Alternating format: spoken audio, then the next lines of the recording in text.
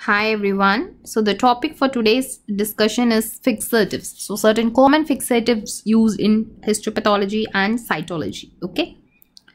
So now whenever you take a tissue out of a human being and you send it for the pathology department for processing, you can't just like that send it. So you have to put it in a container with some preservative and you have to label it properly. Okay, all these are very important. Okay, so labeling is also very important. So you do a different type of test. You can go for a light microscopy, you can have an electron microscopy, you go for an immunofluorescent examination, or you go for a cytological staining, your papinoculus staining, like so many things. So for different things you have different fixatives. So one most commonly used is the light microscopy. So what's the fixative for light microscopy? So the most common fixative used for light microscopy is 10% neutral buffered formalin. Okay, so 10% neutral buffered formalin is one of the fixative used for light microscopy. Then, so this is how an electron microscopic image appears as black shades of different gray. So electron microscopy, the fixative usually used is 2.5% glutaraldehyde. So 2.5% glutaraldehyde. Okay, so it's usually 2 to 2.5%. Next, you can have a cytological examination. I hope you all know about pap smear, which is a screening test for cervical cancer, which is called papinoculus staining. Okay, so papinoculus staining, we use pap smear. So this is a thin prep test which is used to see your cervical squamous cells. So what they do is, this is a cervical brush. They scrape the cervical tissue and put this brush inside this, so the cells will be dispersed in the liquid, and we make slides out of this liquid and examine.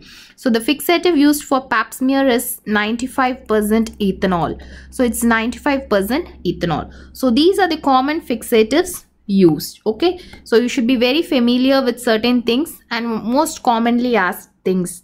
That's what I'm telling now.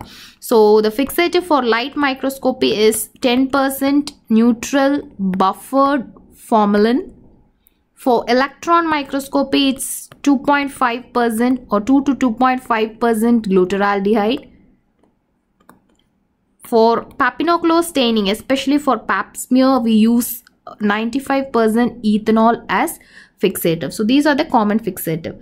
And you have something called immunofluorescence technique, for which if you're going to do an immunofluorescence on the kidney, you can use a special media called Michel's media. So you can use something called Michel's media. So apart from these, there are certain other fixatives which you need to know. So sometimes you have a special fixative for your testicular biopsies, especially if you want to do a testicular biopsy in case of infertility. Okay, in case of infertility, you use a fixative called Boyen's fixative. So that's one of the common questions they ask. So Boyen's fixative is yellow in color because they have picric acid. Okay, they have picric acid.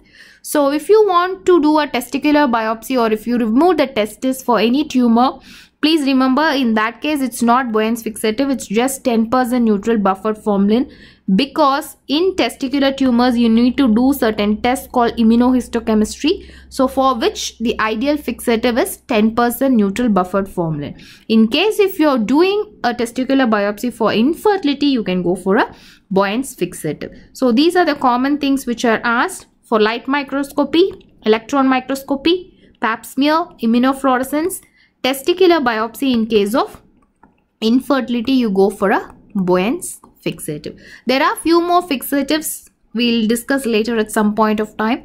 So all these formaldehyde, they act on the proteins, and that's how they preserve the tissue. Thank you.